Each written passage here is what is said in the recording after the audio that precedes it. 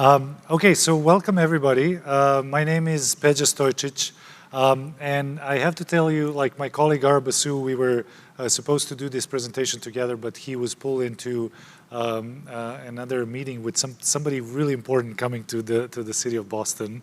And I'm not allowed to say who, but like, trust me, it is someone really important. But it is my privilege to really present and have this conversation about, the Climate Health Organizing Fellowship that we created. Maybe to begin with, I will give you a little bit about myself. And also, like, I know there's an audience watching us on the virtual panel as well. I'm not a planetary health activist or a climate justice activist. I'm originally from Belgrade, Serbia. I was born actually in Yugoslavia. And changed 4 countries without moving because at the time when I was born in Yugoslavia, it was going from Yugoslavia to another Yugoslavia to Serbia and Montenegro and then to Serbia eventually. For those who are familiar with the Balkanization word, that's the reason why you're using that word, because the whole country split apart. I was in the medical school, and that's how this journey started in many ways. I was in medical school, wanted to be a vascular surgeon. That was my dream, kind of like I want to be a vascular surgeon. And because, like the country was in war, there were a lot of opportunities and shortage of doctors. So even for the students, you can get into the operating theater and work with your professors, do help, like get access to patients early on in the medical school. And one of those occasions, I was getting out with my professor, Lazar Davidovic, and he said, Peja, you're great with your hands. You just need to stop wasting your time on that public health thing that you're doing.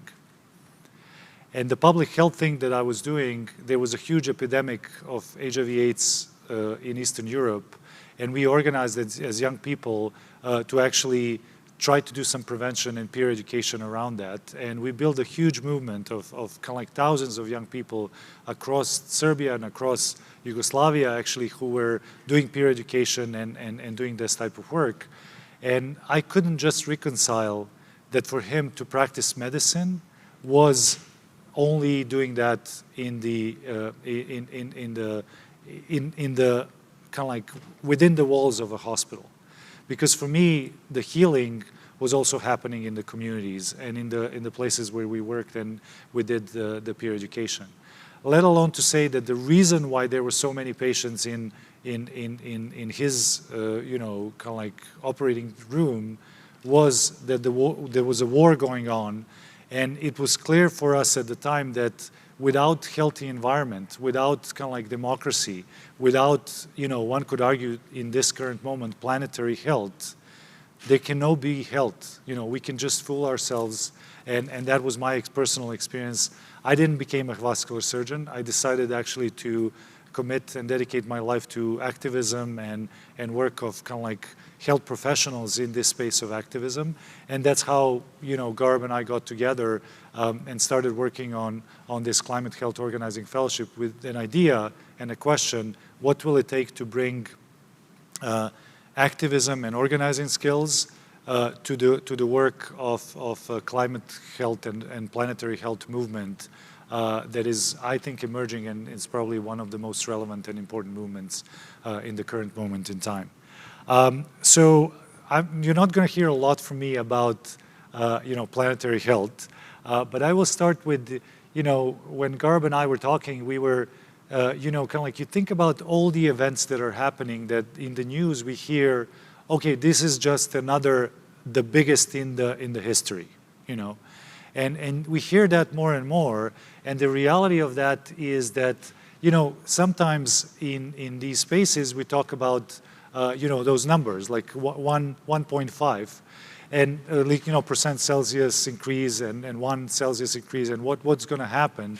But I was always interested in the bottom of this, which is kind of like heat wave exposure, water stress, risk to power production, because that is talking about the people who are affected by this.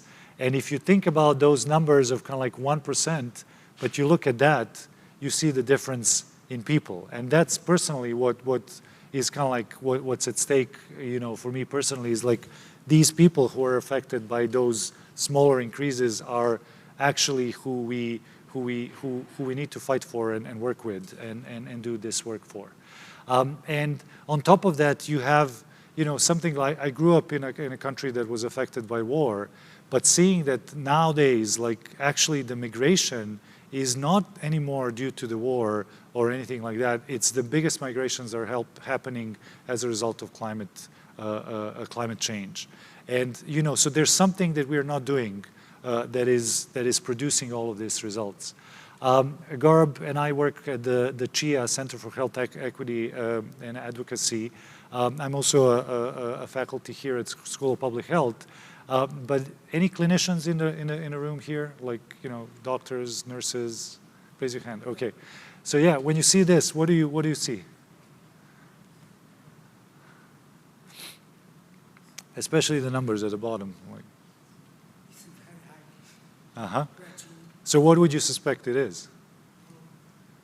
Yeah. Yeah. Yeah, there's something going on with the kidneys here. Like, you know, so it's basically this patient that was kind of like a 30-year-old male was affected by heat. And as a result of that, he had a kidney failure. And it's really interesting how, this is what we see nowadays, not just in, in the abstract things of what's going to happen if the, temperature change, but in reality of, health professionals seeing that in their everyday practice, like seeing the consequences of those things in their everyday practice. So that's why, let me just go back here for a second before, there it is, okay. It's really the things that are happening are not just at the level of the future, they're current and they're present, and we're seeing much more of that, and that is kind of like creating the energy for the work. If you think about another aspect of that, and especially coming from, what I would call a global south, the other aspect of that, and even in this country, is the aspect of structural racism. Who is it going to be affected by all of this? Like, who is going to be, mostly suffering if we don't take care about our planetary health? And you realize pretty soon that there's an inequality in the making. To give you an example from my own country, the activists that we trained a long time ago, that I've trained while I was living there, like now 15 years ago, we used to fight corruption in healthcare. That was our thing. We did a lot of great things and got arrested and had protests, but successfully did that. Now they're actually fighting against a mining company wanted to extract lithium from, Western Serbia, Rio Tinto, somebody you might know, in a way that it will not respect the environment and whatnot. And there's always that, and I always use that example because I think when we think about lithium, we think about batteries for electric cars. But there's also a question like, where is that going to come from and how are we going to think? And for me personally, that's why this approach of planetary health is really thinking about multiple aspects of what is happening around us and what we can do about it. But to make it more practical, we decided to start the Climate Health Organizing Fellowship with an idea that, we need to think about how do we connect the health professionals and somewhat like trust that we have and ability to work with communities with the work of community organizing and activism. And that was the intention for that, and that's what we wanted to create, like a professional experience where people can get trained not on the science of climate change or planetary health, that's what they get in other places, but on the science and practice of getting people together to take collective action. And I will speak a little bit about that because that's kind of like the area of expertise. So when we started this, we had a couple of goals in mind: building those organizing and narrative and activism skills, bringing the community so people can start seeing each other, because in many cases in activism, what you experience is the loneliness and kind of like, I'm the only person seeing this and I feel like in isolation and I have no connection to others. Really taking the structural and historical analysis, especially around, in this country around structural racism, to look at those problems, not just to how do we solve them, but what is the history of them? How did we get into this place? And then more importantly, even if we find some solutions, what might be the consequences that will create further inequalities? And then, making it really practical, like not saying like, oh, this is going to be a year of you studying, studying organizing, but actually really doing some of that work as we did. So how many people did here learn how to ride a bike? Raise your hand if you or swim, or any practice to that matter. Did you learn it by studying bicycology? Or watching a YouTube video how to ride? Like what did you do? Yeah, you kind of get on a bike, and then what happens first when you get on a bike? You fall down, yeah. And that's a moment of truth, is like what's going to happen next. Think about this program as, in a similar way, scaffolding that we are providing for people to take their activism journey without necessarily having to fall and lose the balance all the time. But we are kind of like the training wheels to support them to actually be more effective and more collaborative and succeed in some of their efforts that are quite important. The program itself, and I'm just going to give you a brief thing about this, is a 6-month fellowship like that is long, so it has a longitudinal effect, but it's mostly online because we wanted to also respect the fact that if people need to travel all the time, that will create inequities as well. So keeping it online is also creating an opportunity for many people to participate. And we do have monthly sessions and those immersions, like sometimes we will meet over the weekend to have like 3 different moments where we connect together. Since we were not trying to do any of the work that existing organizations were already doing, our goal was different. Like, how do we partner with many organizations across the country that are activating health professionals and really try to help them bring their teams to do this work of community organizing. So really, we spent early on a lot of time reaching out to all of those organizations, building partnerships, figuring out like what is it that they need, what are the current programs that they have, and across the board, what people were saying was, we don't need another climate course. That's not what we need, because already there's a lot of expertise around the things that are happening to our planet. What is the big question for us is, why is it not changing? And why it's taking so much? And I'm going to ask that question to all of you. Like, why do you think we have all the knowledge, a lot of knowledge about different things, even the technological solutions, but why the change is so slow, despite the fact that it's kind of like, it's present that things are affecting us? Why do you think that's the case? Any ideas? Any thoughts? Sorry, speak out. I just said that's the hard part. That's the hard part, but why is it a hard part? Humans, okay, well, lovely humans, okay. But what else? What do you think is at the core of that? Yeah. Go ahead. The available systems. For example, we had a talk about plastics and how we can avoid plastics at the lunchtime. Yeah. We are all putting the garbage from plastic. Yeah. The systems are not in place for us to make the choices. There's a, we don't have any choice sometimes. Yeah. Okay, so there's a lack of structure to support us. But if we go to another why there's a lack of structure? We get used to what we're doing and we don't think about it. Yeah, there's inertia. And I would like to make an argument that what we are dealing with is a power problem. And let me kind of like explain that. So it's not a technical problem. It's not that we don't have solutions, but we do have a power problem. And the power problem is, those who have, let me kind of like that, those who have the motivation to make the change have no power to make the change. Those who don't have the motivation, those who have the power, they don't necessarily have the motivation.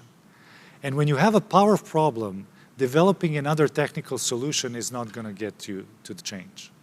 You know, when you face that is the question then you have to ask is like, how do we build power, you know, human power, like I personally believe in people power, you know, because there are different types of power, but how do we create that in order to enact change?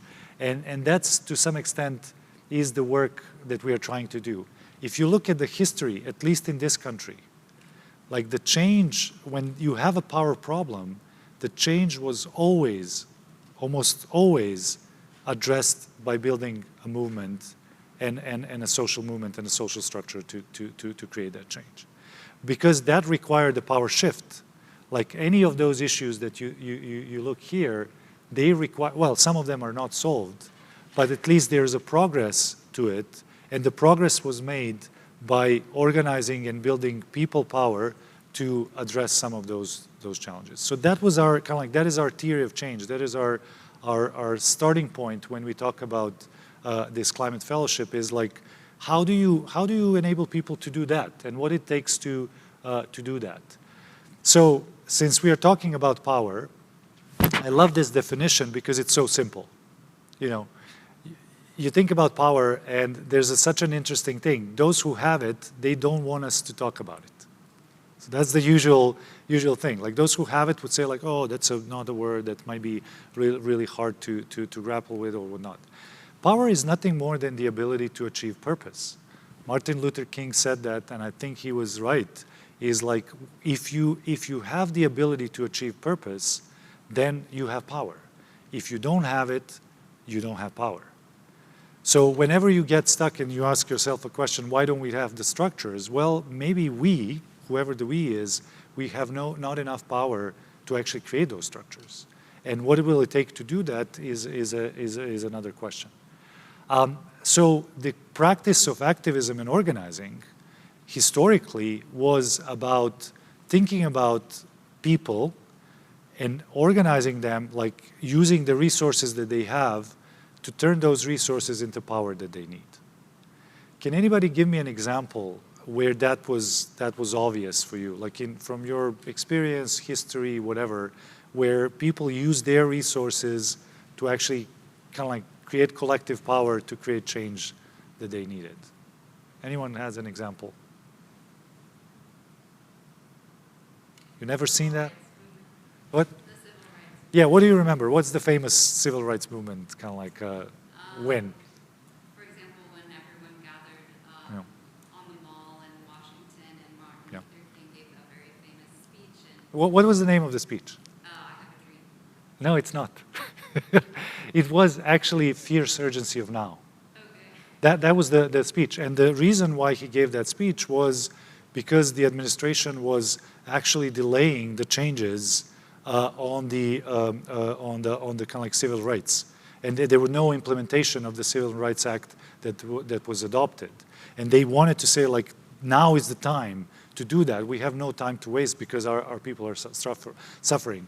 Unfortunately, YouTube version of that is always about I have a dream, but he actually talks about the nightmare as well and the reality of that time. And then the title that he gave to it is The Fierce Urgency of Now. This is where we need to do it. But before that was happening, what is another famous from the civil rights era? Who do you remember? Who do we read about in the books?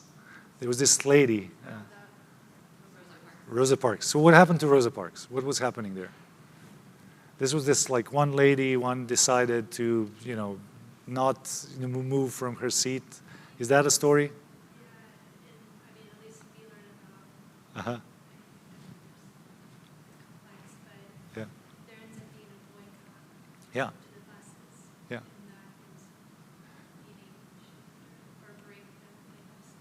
Yeah, I love how sometimes that part of the history is portrayed as like this random act of a person who didn't know what was doing. Despite the fact that she was trained as a community organizer in a Highlander center, that they intentionally decided that she will be the one to get arrested because they wanted to challenge in the court the decision about desegregating buses. And there was nothing, my good friend Srđan Popović, who is kind of like training activists across the world, would say like there are two types of revolutions, successful and spontaneous, in that case in particular, like there was nothing spontaneous about it. It was an organized effort to actually challenge the decision in the court. But what happened as a, when she got arrested, a couple of people said, oh, why don't we actually stand in solidarity with Rosa and stay off the buses for just one day? That was their goal, one day. And the next morning, they invited the community, and the whole community was off the buses. And Martin Luther King and others were looking at those people walking, like staying off the buses and realizing, oh, we do have the power. And we do have that collective power. And our power is not somewhere in Washington. It's actually in our feet to stay off the buses. And that's what they did for the whole year, which is a whole different story, how sometimes we expect change to happen super fast. They did the bus boycott, as you were saying, for the whole year, and as a result of that, they desegregated the buses.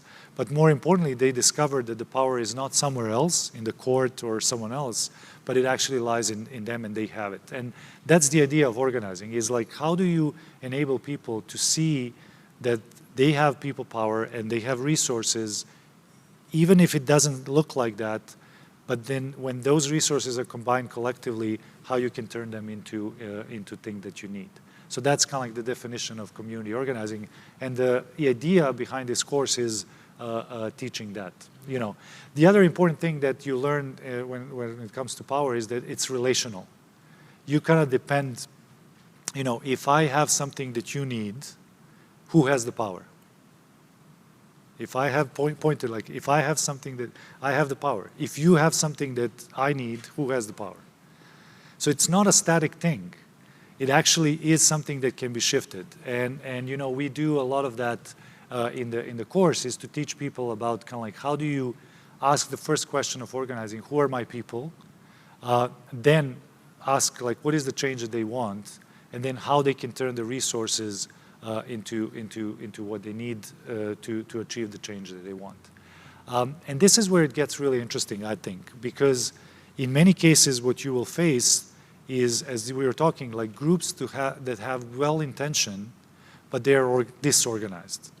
They have no organization or structure, and therefore, as a result of that, they have lack of power. So have you ever been in a group that is disorganized? Raise your hand if you've been in a group like that. Okay. How does it feel to be in that group? Just name some of the feelings that you had. Chaotic, frustrating, there's a division, there's, all that. This is kind of like a research, actually. There's a sense of apathy, division, drift, reaction. You're reacting to things, you're not being proactive. Inertia, like, as a way, like, let it be as it is. It's always, as you said, like, it always was like that. But then there's another possibility here. If you have an organized group, how does it feel? Have you ever been in an organized group? Like someone where like, yeah, how it was?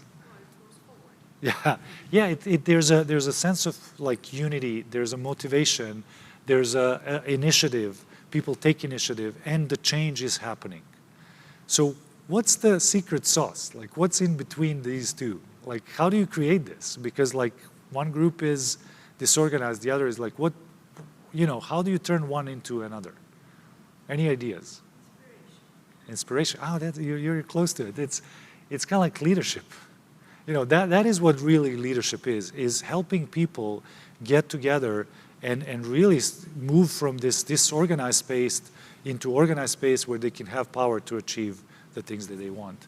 And our professor, Marshall Gantz, who is a professor at the Kennedy School and a long-term organizer with Cesar Chavez in California and with Martin Luther King in the civil rights movement, actually codified those 5 skills that are helpful, not as a prescription, but as an opportunity, as a skill, that are helpful in moving disorganized communities into organized communities. And those are creating the shared narrative and shared story, building relational commitment, developing teams and structures, creating strategy that is grounded in the resources of your people, and then taking collective action as a result of that. And that is kind of like the idea of the leadership, is that it's about enabling others. So it's not about your diva style of leadership, but it's about enabling others to achieve shared purpose in the times of uncertainty, when things are not clear or you don't know what is doing. And these are the things that we are teaching people in the Climate Health Organizing Fellowship. They go through a process of learning those skills and then applying them immediately. And what is beautiful about that, once you start applying them, you see how it works. And you see that even if it doesn't feel like you can do and you can create change, all of a sudden, if you build solidarity with other people and you create kind of like some teams and structures and develop a strategy, and then you build relationships with them, and then you grow, you can actually achieve change pretty fast and with some successes and results. So in a way, I always like to describe this process that we are doing, because my own, like, I don't know if you remember these things. They used to be popular like maybe 10 years ago, and this is not a picture of me, but I actually ended up like that. I was so enthusiastic about those rollerblades. Like I have to, like, because I'm skiing and I kind of like wanted to do it, and I've tried it once and it didn't really go well.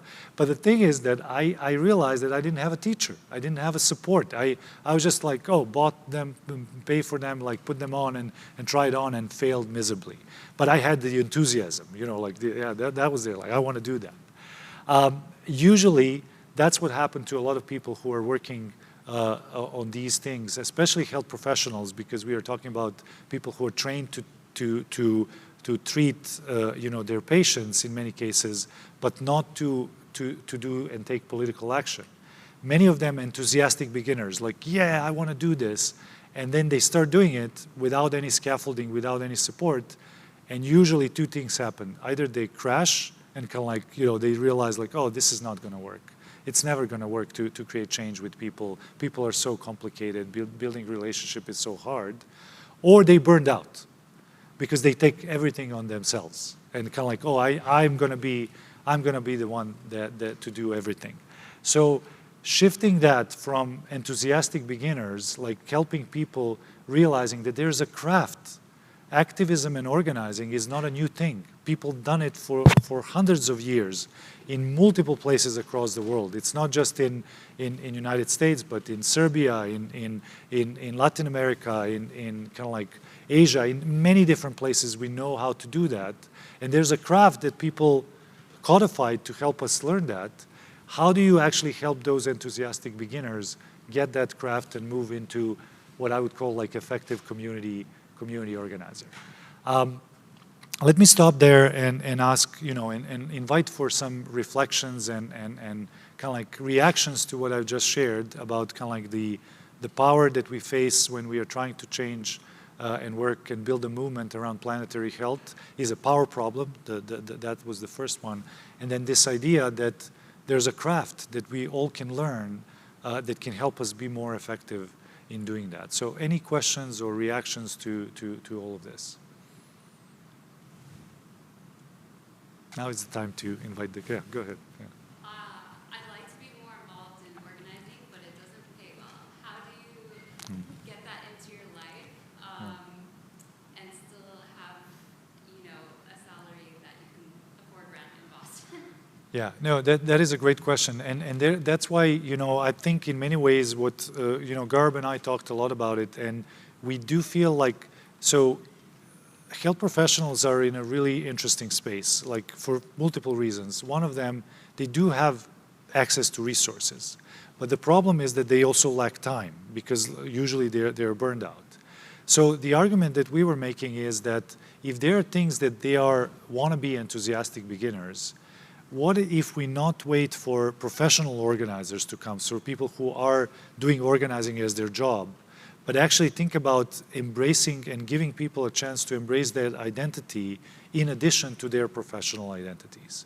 Because in many cases, the people are spending most of their daily life in their workplace. And many projects that fellows are doing are sometimes related to, for example, how is their hospital doing doing on sustainable energy or like carbon emissions and stuff like that. So almost like they're starting with the places that are in their close proximity, and really thinking about like how do we how do we actually use this space where we spend like 10, 12 hours a day or even more in nights to begin change and embrace organizing as an additional identity to our health professional identity. So that's why it's a little bit different. And I agree with you, like the big question of like, how can you be an organizer and sustain yourself? I ask Marshall Gantz that question a lot because they used to, and he said, he always answered that question is like, that requires sacrifice. And it was like that always, and I don't think it will ever change. Like when they used to do it with farm workers, they used to live together with those farm workers. And really share the bread and food and everything with them, that was part of the deal. That is the sacrifice that you can choose. It's up to each individual to choose that, but it's, it's ultimately the individual choice.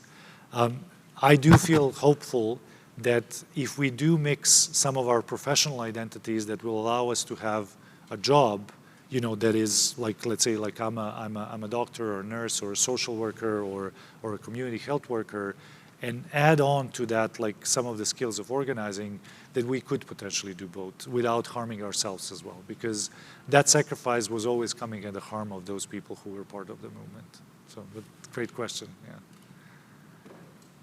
Any other, yeah, go ahead, yeah. Yeah, please, yeah. Oh yeah, that's a good question. Yeah. I don't know. I assume it is. Yeah. All right. No, thank you so much. This is super interesting. I think what I'm wondering about is that I know many incredible movements from health workers, and also, I think even more so from health students in advocacy for climate change. Also in my own country, in the Netherlands, every climate march, you will see a very huge group of white coats joining that march.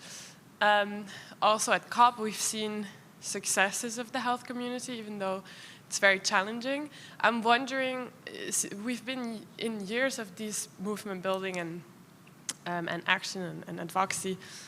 What is missing? Why aren't we at that power stage yet?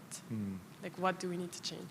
Yeah, well, if I know that answer, that is I do have to, maybe addressing that with a sort of a question for all of us is, there's a difference between organizing and mobilizing, and what I've seen a lot in the climate movement and planetary health space is a lot of mobilizing, which means like getting together on specific days or moments and getting almost like counting people just as being present in the current moment.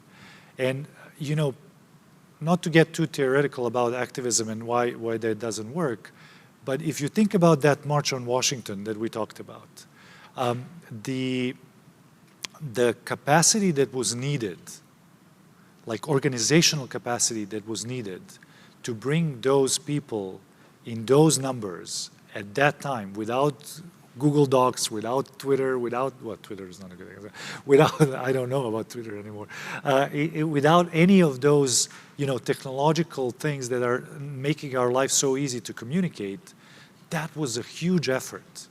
And that's why that effort, actually, that gathering of people was a testament to their ability to have power. Nowadays, when we do some of those things, I think what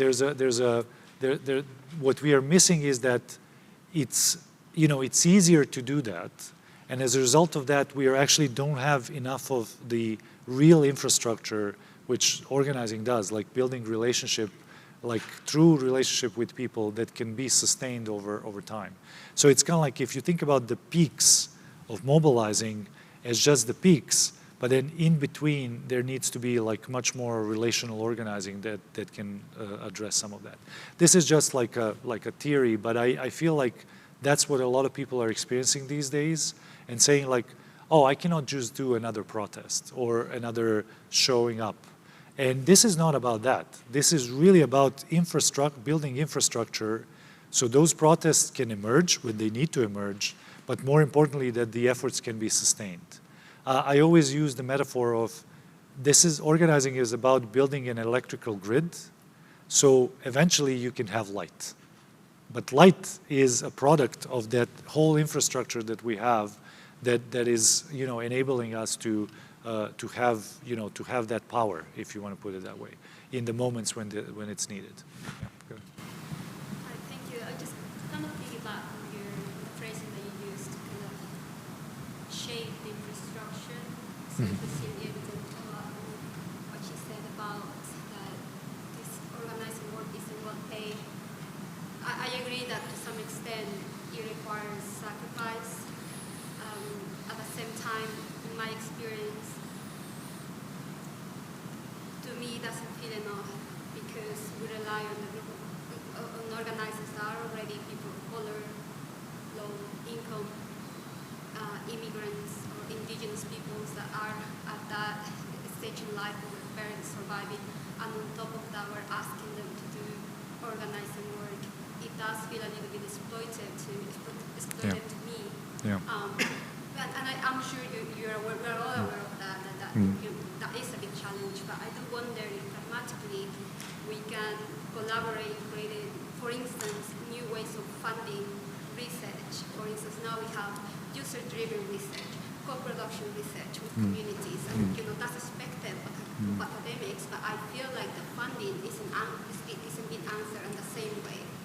So I wonder if funding, for instance, could be built and could be thought to pay organizers for the time that they invest in these collaborations with universities, if we can pay them for their per diem. Sometimes they have to pay out of pocket to mobilize themselves to universities to be part of these working groups. Yeah. And so I agree. I also think that perhaps asking sacrifice must have a little bit of pragmatic package involving how we are collaborating with organizers from the academic perspective. Yeah. No, just to be clear, I'm not suggesting that we should ask communities to sacrifice for organizing. When I was answering the question like how it was before, how they did. What we are doing here is actually not asking communities to organize. We are actually asking health professionals who do have resources. Like if you think about it, and that's what I think is a little bit different, that we're not trying to put the responsibility on the communities. We are actually saying, like, if you care about planetary health, and if you care about health, and you are also well-resourced health professional, in my opinion, you have responsibility to use that privilege and support and organize. And in addition to that, fight for resources so those in communities could actually benefit from those resources. And almost like check in your privilege where you are, and then do that work as from a position that will give you more of that. Because I'm really careful when I say like the invitation for the communities to organize and expecting them to do that, I think we have no right to do that, because that should only come from the people themselves. And that's what usually happens, unfortunately, is that they despite the fact that nobody is asking people to step up, they do step up. And how do we use we are at Harvard here. Like how do we use those opportunities to actually create more resources for the community organizers is critical to your point. Exactly. Yeah, go ahead. It's interesting what you're saying, to say that health professionals have a lot of resources. I'm from Austria, from a very rural region. I work in a small applied university. We teach all the allied health professionals. And I was just invited to the regional hospital, which had a sustainability day, and I talked about the topic. And it's hard, for me to tell them, on the one hand, you are considered one of the most trusted professions. Yeah. We know all these statistics, and the firefighters are number one. Nurses, But then to see actually that, no, they are, in my opinion, they're not a profession with a lot of resources, but are on the verge of not having any resources anymore. And it's like, I come from an educational perspective, to add that to their schedule and to expect from them, because of these great statistics that everyone trusts them, that they have to do now, they have the responsibility to take on this job in addition towards their community, within the institution they are working towards the patients. It's a very, very touchy subject, which I feel is not easy. So if I would say that to them the way you said that, I would be in big trouble. No. What do you think about that? Yeah. No, I understand that. And part of the problem is the perception. I work my whole life is training health professionals to become and explore what will it take to do this community organizing work. And what I hear as a first step is that despite the fact that objectively they might have more resources than others in their communities, sometimes, but like sometimes they do. Like let's face it, like they are way better off than some other people in their communities just because they are, if nothing, they have a trusted, as you were saying. But the perception that they have is different. They actually, in many cases, feel like they're powerless because the systems are set up in such a way that are not allowing them to see what is the potential there and how. And what happens in the fellowship, and that's really, really powerful, is shifting that perception because people start working with each other. People start kind of like breaking the barriers. And one of the reasons why people would say like this type of work is actually preventing the burnout that we are feeling, that is real, because they start working with their colleagues much more, connecting on a deeper personal level that the modern medicine, unfortunately, is neglecting in many ways in those spaces. And I agree with you, they're struggling with resources sometimes, and at the same time, I think there's a bigger crisis of the moral injury that is created for those health professionals, and that's the real cause of the burnout and the experience of powerlessness that many of them feel. And we hear that a lot. The moment you kind of like create the space that they can see each other as colleagues, they can start working together, that starts to shift, and of course it doesn't give them solutions to all the problems, but at least they start experiencing like, oh, if we do work together, we will have more power and we will feel better in that process as well. And like I think the moral injury for health professionals is real, especially after COVID and what happened in the last couple of years. So yeah, I maybe be careful about saying, I just do feel like I've heard from many of them that they feel that the healing process is also part of the work with them working together. That it's not just healing for the planet and for the climate health, but it's also healing for them as health professionals when they start organizing and doing some work together. Go ahead. Just to your point about feeling concerned about resources, I guess to understand what do we all mean by the word resources, and is it, do we have time, money, human resources, material skills, those kinds of things? But when I think about health professionals in the white coat, the alphabet soup behind the name, etc., that's a resource. It's power. Right? You actually can use that resource that you already have, the skill set that you have, to be able to pick up the phone and call decision makers, people who are in positions of power to make change. So to me, that's where you can leverage that power as a resource. And it maybe takes less time than organizing a big community meeting and a march and all the rest of it. You can just pick up the phone and say, what are you doing?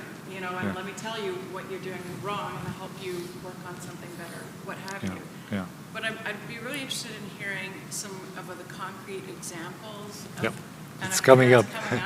Let me show you. Also, just a call out to the group about, what are the organizing features that we want to see coming out of this alliance?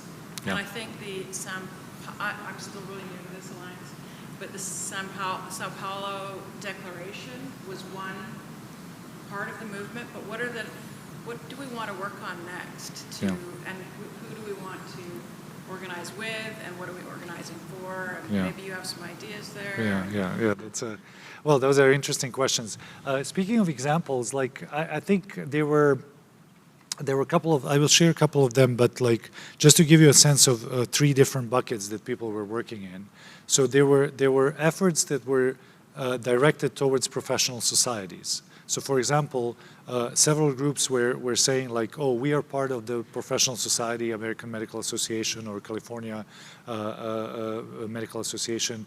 How can we do some work to change their policies around climate and planetary health? Like what is it that how we can organize within that to actually change and move the resources, as we were discussing, of those professional societies and professional organizations towards something like that. There were also groups that were really kind of like interested in creating change in the community, like working like as advocates for certain things that were happening, like this example, certain things that were happening in the community, where all of a sudden, as health professionals, as that trusted voice, they could actually support community groups and what was happening in some of those places. And then the third kind of like bucket of projects were related to their own institutions. Because like there's this whole movement in United States, healthcare without harm, which is the idea that our own institutions, our own healthcare institutions are actually contributing to some of the problems that we are facing and affecting the planetary health. And many of them worked to organize internally to change how they do waste management, how they kind of like have what type of sustainable practices are they doing, how they can reduce carbon emissions and whatnot. So when you think about ideas that they were taking on, I think if you have taking this big thing on, like climate health and planetary health, cannot happen in a one single movement. In my opinion, it has to be a distributed structure of different pockets of organization changing different pieces of the work. And in that way, that's what we are seeing in the organizing fellowship. But the idea is like, how do I form a team, build people around that team, and then change the environment that actually I have some influence over. And that's your curriculum that you were... Yeah, exactly, and that's part of the curriculum. And yeah, this is one other example where when one of the New York Academy of Pediatricians, their group became part of the medical consortium and kind of like trying to change again policies of that. So you see how it can work in different shapes and forms. But if I go back to the curriculum, we are taking them on this journey, like of first embracing the identity, thinking about like, how do I think about myself as a community organizer? Then, how do I build a strong relational structure around the efforts that we are trying to do and really get other people involved? Then, how we can plan people power campaigns and think about like using those structures to create change.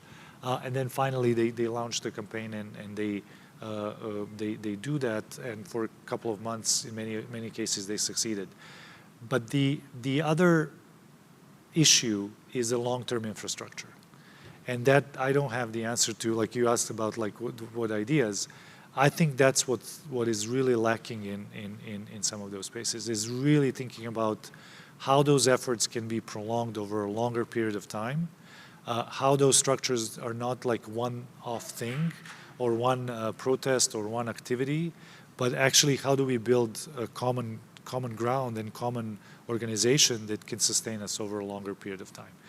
In my opinion, learning that from other types of movements, it requires like an investment in coalition building, like across different organizations and different groups. It requires investment in training people. Like whenever I think about movements, every single movement in history had a massive training operation to actually distribute the leadership across the movement. And people do it themselves. It was not like paid by someone else, but people were doing that on an everyday basis. And then the third one is really some type of strong organization that can hold that together. And how do you do that? I think this is a great opportunity. Like planetary health and this gathering in a way is an opportunity to do some of that. So, but thanks for the question. Unfortunately I don't have an answer. If that's a big question for this group as well. Any other comments or questions or yeah. directions. Yeah. I just saw like on the website that there's a group in Massachusetts who were part of the fellowship who were Yeah. doing work in like heat-related exposures. Do you know anything about their project? Yeah, the Metapan group What's that? in the Dorchester in Metapan, is that right? Yeah, maybe. It just gave their names. Yeah. So there are a couple of groups. There's one in Charlestown, and then there's one in Dorchester. They're trying to do different things. The one in Dorchester, they're trying to actually address the roof, like to change the colors of the roofs, but organizing the community to do that. And then in Charlestown right now, the group, that's a new one, like coming in. They still haven't developed the strategy fully, but they are planning to do some work around heat maps and really addressing some of that. Yeah, I'm happy to look into that. Yeah, go ahead. I understand this correctly, this is only US based. Yeah, well, this year we had we have for this year fellowship we have a Canadian team joining. So for now it is US based, but we are hoping that it will grow. Yeah, that was my question. Yeah. Are you in any way cooperating with other institutions who are willing to pick up from your experience and maybe transferring this? Coming from Europe, Love. US specific Yeah. not so important for me, but that would interest me. That's one question. And the other one is, what I understand that there's always like small teams which are together Yeah. applying for this fellowship. That's right. What do you have a statistic on what professional backgrounds? How do these groups get Mm-hmm. together? Like who is applying there? Is this primarily medical profession or nursing, or is this mixed? That would be Yeah. So yeah, I can answer all those questions. Like, so we are definitely open to conversations about like how is there a space for this globally, and how do we do that? Because I believe this is not planetary health. let's stop there. It's not like a U.S. thing. It just started because I'm not from U.S. originally, and I have an interest for this to spread out across the world in many ways. In terms of who is applying, the reason why we're asking people to apply in teams is that there is something about that. It's almost like an indicator of a higher indicator of success if you're starting as a team, if you already have an established team of people or 2 or 3 people that can walk with you and kind of like grapple with some of those skills throughout the program. Mostly those are nurses and physicians. We have social workers as well. And then we have community partners that are joining. We have, this year we have 2 groups of, one group that is fully medical students, and then several groups having medical students as well. So it's really a mix of health professionals. I would say predominantly physicians, so far. And if you look at the demographics, like predominantly women, actually, which is no surprise there. I actually think like that's the reality of the movements today in many different shapes and forms. And I was raised by a single mom, and I'm always proud to say like that's going to change the world. And really it is. And in many ways that's that's a whole different conversation. Why is that the case, and what is the reason? But it's definitely, we can see how stepping into a leadership role to organize and really build that power, it is mostly women like that are doing that these days. So yeah. So my background is community-based public health nursing, and so I have a couple of questions for you. Yeah. Like so many questions. Yeah. I'm just reflecting on this is becoming an essential skill for health professions. Is there any planning around or organizing around getting this into, for example, the AACN, the new essential skill for nursing, as something that would be required in curriculum, maybe moving forward as a skill? In public health programs, we take courses on community organizing and coalitional engagement. Yeah. It seems health professions should have that skills, and that's one reflection that I'm sort of thinking about. And then the other thing is, so are your teams that are coming to you, they already sort of have a topic or something, are you also hearing from health professions that, gosh, we just want to help, we want to do something, but we don't know who to connect with, and I wonder if there's partnerships with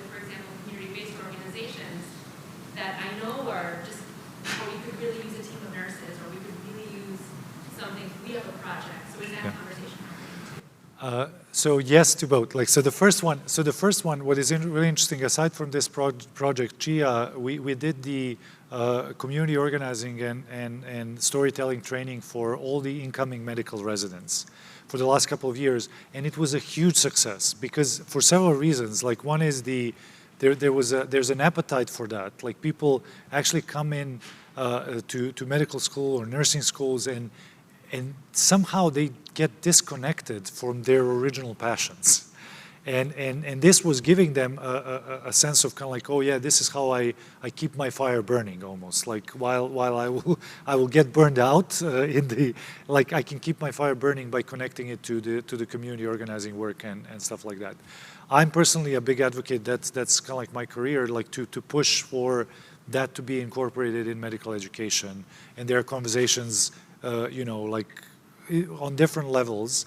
That's why the work of the professional societies actually is really critical, and I have a lot of hope that part of that would be to push the curriculum as well as part of the medical education to be part of what we do as health professionals. On the second question, we've seen a lot of groups actually doing exactly that. Starting with their strategies. There was an interesting story is that one of the groups started with the strategy. Oh, we're going to work with community, and and then we asked them a question, because the first question is, who are your people? Do you know anyone in that community? And they say like, no. It's like, okay, well, hold on. So how do you plan this whole project, this whole campaign, without actually knowing anyone there? And they say, oh, that's the first thing that we have to do. And then they started building relationships. They built relationships with community organizations. And it turns out that their idea was turned upside down. That was completely not needed.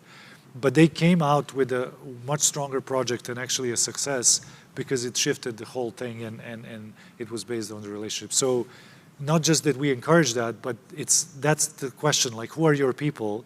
And if you ask that question and you don't have an answer, you don't know anyone in that community, you have no job there.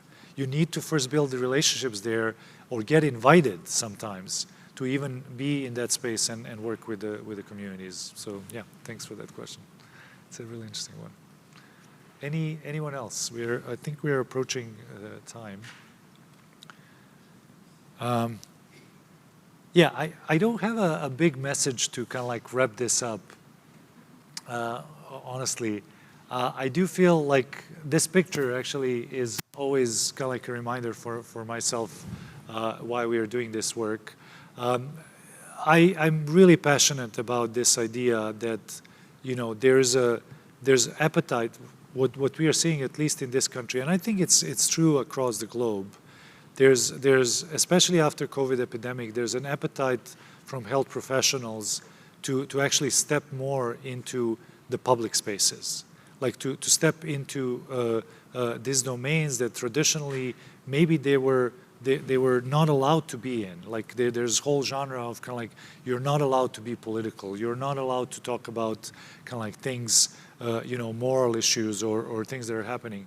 The reality is that things are changing so fast, and they're affecting health professionals and others directly, that many people are now willing to step up and say like, okay, I need to do this. And usually they're enthusiastic beginners, and bringing these types of education so they can learn how to do it, not to create additional harm, because there's also a history of medicine creating harm in some of those communities, but actually building solidarity and power together to create change. For me, that's a really hopeful idea. So if anyone wants to get in touch in any way, like I think our contacts, especially Garb's contacts, are in the documents and whatnot. CHIA, Center for Health Education and Advocacy, is part of the Cambridge Health Alliance, which is a local safety net hospital here. Feel free to reach out, and we are more than happy to answer additional questions or partner potentially in some activities that we can do. So thanks, everybody.